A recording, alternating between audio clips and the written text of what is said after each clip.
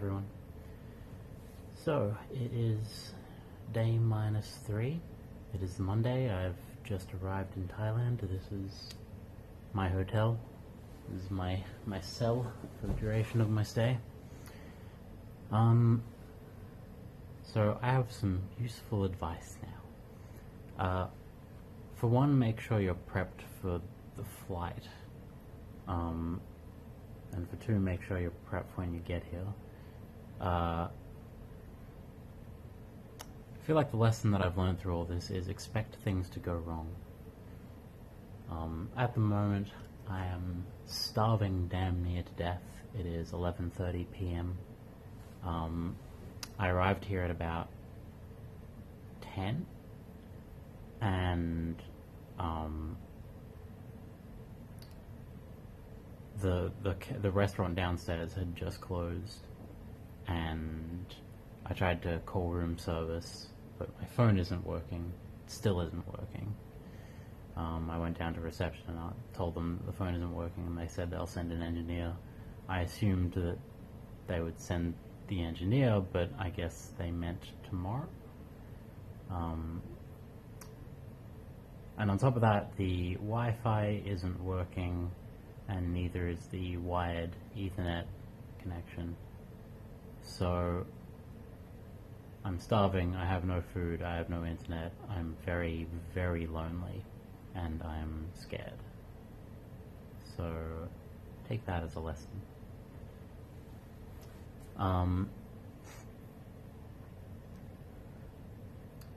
The staff aren't terribly conversational, but I sort of assumed that, I wasn't about to come into here saying, well, why isn't everyone speaking English? Like, I'm in a foreign country, so honestly, the fact they can even understand what I'm saying is something I should certainly be thankful for, but it's just compounding with the other issues to make it feel very isolating. It feels more isolating and scary than it needs to, really, which is saying something, because it needs to feel pretty isolating and scary, and yet here we are at another level of that. The main reason I'm recording this is that I have nothing better to do.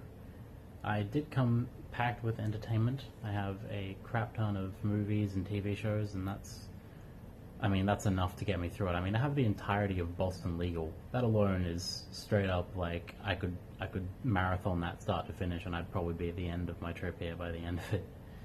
But, yeah, I really just wanted to get here, settle in, get some overpriced food delivered to me, and just talk to my friends and loved ones. I'm also feeling blackmailed right now. Just like, there was food on the plane, but it was like $10 for this tiny little meal.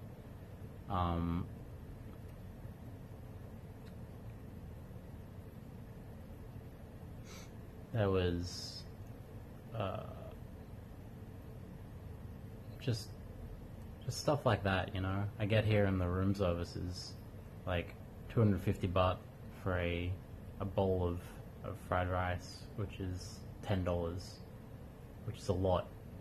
And it's even more of a lot when you realize that Thailand is otherwise very cheap.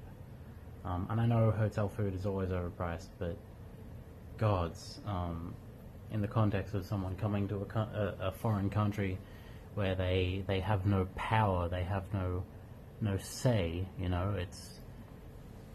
it's capitalism. If you've got someone pinned down and they can't move, you may as well say, hey, pay an exorbitant amount for me to let you go, I'm just ranting by this point. I'm pretty upset.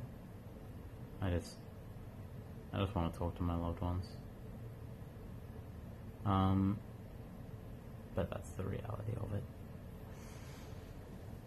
So, tomorrow I meet with Dr. Sapon, and we run through some rudimentary tests, and then the day after that is the surgery, and I'm hoping that I can organize some stuff before then.